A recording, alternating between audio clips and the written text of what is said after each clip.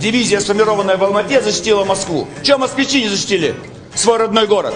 Даже не знают, кому они обязаны жизнью, что этот город стоит, а не был сожжен немецкими танками. Это из Азии пришли дивизии.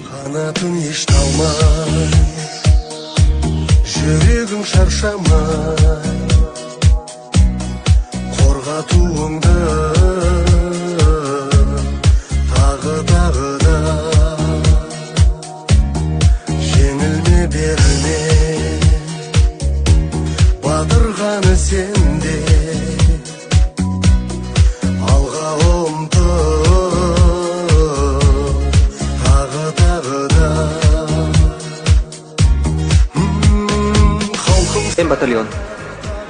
В этих баках бензин залит на 200 километров, а до Москвы всего 100.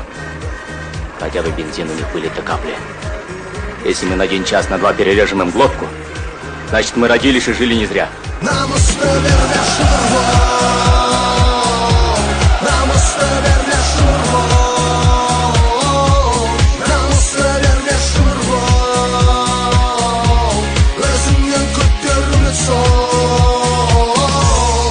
В атаку пошли бойцы 150-й дивизии.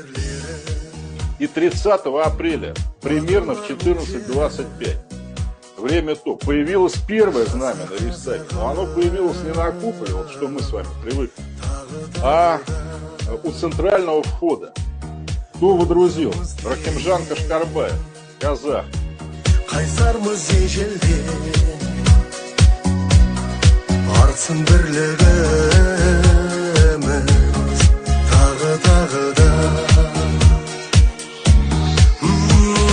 Халқың саған арта береді сені, тек бір сені қолдап, бір сені тек қолдап.